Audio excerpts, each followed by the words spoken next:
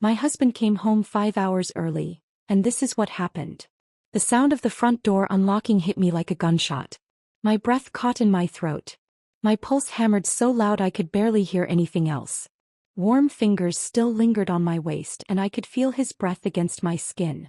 Time stretched thin, seconds turning into slow, suffocating moments. I yanked myself back so fast that I almost stumbled. But it was too late. The damage was done. My husband stood in the doorway, keys still in his hand, his face frozen in a mixture of confusion and something worse, realization. His gaze flicked from me to the man standing too close, to the space between us that held everything unsaid. Then to the hand that had just touched me. The way I had leaned into it. The way I hadn't pushed away fast enough. Silence. A silence that pressed down on my chest, making it impossible to breathe. Then his voice, low and slow, like he was tasting the words before spitting them out. What the hell is this? I opened my mouth but nothing came out. Because the truth was, I had no excuse. And the worst part? This wasn't even the worst thing he was about to find out. My husband was always working late. At first I didn't mind. It was his job. But then it became routine. Quick dinners, one-word answers, his eyes glued to his phone. The silence between us grew heavier, stretching across the house like an invisible wall. I told myself it was normal. Every marriage goes through phases. But then he stopped noticing me. And someone else did. At work he was always around. The new guy. The one who made everyone laugh. At first I barely paid attention.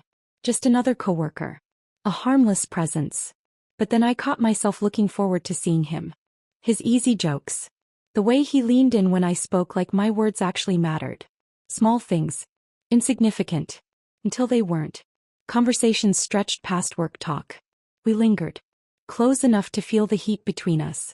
Brushing past each other in the hallway, a touch too long, a glance too heavy. I told myself it was nothing. I was married. But one night the office emptied. Just the two of us. He smiled. I should have walked away. What would you have done? Stopped? Or kept going? I never thought I'd go this far. But then he did it. I told myself we were just co-workers. That it was harmless. That the way he looked at me across the office, the way he laughed at my jokes, the way he seemed to notice every little change about me. It meant nothing. I was married. This was a game. One I wasn't playing. Until the night I stopped lying to myself. We stayed late again. Just the two of us. My excuse was work. I never asked. The air between us felt different, charged, heavier than before. He stood too close, his shoulder almost brushing mine. When he reached for a file, his fingers grazed my wrist. Too light to be accidental, too firm to ignore. I should have stepped back. That I stayed. He didn't speak. He just looked at me. Eyes dark, unreadable, waiting. And then his hand slid up my arm, slow, deliberate. His lips were on mine before I could think, before I could breathe, before I could stop him. But I didn't stop him. I didn't even try. I didn't know it then, but that was the moment everything changed. The moment I crossed the line. The moment I couldn't take back. I told myself it was a mistake. A moment of weakness. A bad decision I could erase if I just ignored it. But ignoring it wasn't an option. The next morning when I walked into the office, he was already there, leaning against my desk, arms crossed, eyes locked on mine. He didn't say a word. He didn't have to. The tension crackled between us like a live wire. I looked away but I felt it. His gaze, his presence, his knowing smirk. I tried to be normal. To pretend nothing had changed. But everything had. Every glance felt too long. Every brush of his arm sent a pulse of heat through me. Every meeting became an excuse to be near him. And then came the messages. Late at night. Simple at first. Still awake. Long day. Harmless words, but I knew better. And yet I answered. Every time. I convinced myself I was in control. That I could stop whenever I wanted. That I wouldn't let it go any further. But control was an illusion. I was already slipping, already falling. And I didn't even realize it. I tried to bury the guilt. But it only made things worse. He came home early. No warning, no usual late-night work excuse, just walked through the door like he used to back when things were different. Before the silence, before the distance, before the lies. He smiled at me, that warm, familiar smile I used to crave. He asked about my day, actually listened, his eyes soft, attentive. I should have been relieved. Instead I felt trapped. He reached for me, hands once so familiar now felt foreign against my skin. His lips met mine, gentle, searching like he was trying to find something we had lost. I kissed him back, desperate to feel something, anything, but my mind wasn't with him. It was somewhere else. Someone else. And the second I realized it, my stomach twisted into knots. I pulled away too fast. He frowned, confused. I forced a smile, muttered something about being tired, but I could feel the panic rising. The guilt was suffocating, clawing at my throat. I thought this would fix things. I thought I could erase it. But all I did was prove the truth to myself. I was already too far gone. And the worst part? The real nightmare was still coming. It started with a casual remark. A throwaway comment from him as we stood by the coffee machine. We should be more careful. Someone might have seen us. He said it with a smirk like it was a joke, but my stomach clenched. I laughed it off, pretended it didn't bother me, but it did. The thought lodged itself in my brain, festering, growing. Then my friend's question came out of nowhere. Are you happy in your marriage? She said it lightly, swirling the ice in her drink, but something in her tone made me freeze. I forced a smile, shrugged, but my hands felt clammy. Was it a coincidence? Just an innocent question? Or did she suspect something? At home, my husband's gaze lingered too long. He watched me differently now, eyes scanning my face like he was searching for a crack, a tell. He hadn't asked anything yet, but I felt it, an unspoken tension. The way he hesitated before speaking, the way his touch felt more like a test than affection. My heartbeat quickened. Was it all in my head? Was I just paranoid? Or was the truth starting to unravel right in front of me? I thought we were being careful. But I was wrong. It was just a glance. A moment that should have meant nothing. But when my husband's best friend looked at me that night, something in his expression made my skin crawl. It wasn't casual. It wasn't friendly. It was knowing. Like he had already put the pieces together. Like he was waiting for me to confirm what he suspected. I forced myself to smile, to act normal, but my hands tightened around my glass. My throat felt dry. I looked away first. The next day my phone buzzed. A message. From him.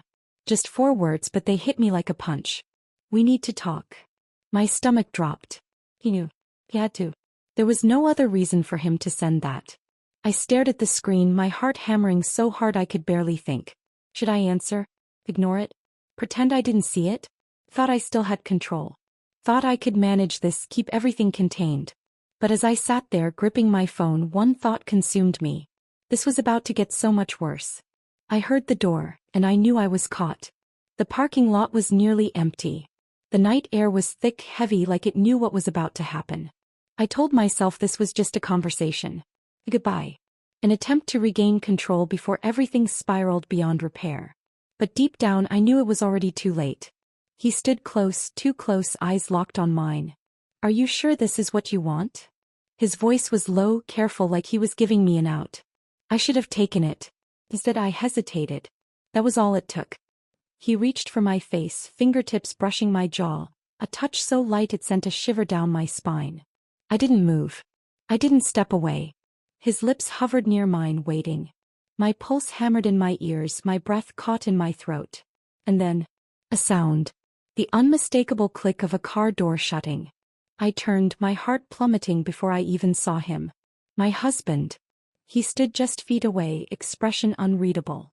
His gaze flicked between us, taking in everything. The proximity, the silence, the undeniable truth hanging in the air. Then his voice, steady but sharp like a knife. Well, how exactly were you planning to explain this? And just like that, my entire world collapsed. He didn't yell. He didn't lash out. He just looked at me and walked away. I opened my mouth, desperate to say something, anything that could undo what had just happened. But the words wouldn't come. He didn't wait for an explanation. He didn't ask questions. He just turned and left, his footsteps slow, deliberate, final. I stood frozen, watching him disappear, my entire world unraveling with every step he took. At home, silence wrapped around me like a suffocating blanket. No accusations. No confrontation. Just emptiness. The next morning I found the note on the kitchen counter. 5 words. You're free now. Hope it was worth it. My hands trembled as I read it over and over, but the meaning never changed. He was gone. I reached for my phone, but my colleague had already moved on. No more messages. No late-night glances. I had become something disposable, easily discarded. And then the call came. My husband's best friend. His voice was calm, almost bored. "I warned you." And just like that, it was over. No fight. No redemption. Just the cold, crushing reality that I had lost everything. And worst of all, I had done it to myself. I destroyed everything. Now all that's left is to live with it. Days passed. Then weeks. My husband never came back. No calls, no messages, not even a trace of hesitation. He erased me from his life like I was a mistake he refused to relive. His side of the closet stood empty, his presence wiped clean from our home. It felt unreal. Like I had imagined all those years together, like he had never really been mine at all. My colleague was gone too. He left the company without a word, no goodbye, no explanation. I tried reaching out once. No response. Whatever thrill he had been chasing was over. I wasn't exciting anymore. I was just a reminder of a disaster he wanted to forget. Friends stopped calling. They weren't cruel about it, just distant. Their texts slowed, invitations faded, conversations turned cold. I didn't blame them. I barely recognized myself either. I stared at my phone, scrolling through empty contacts.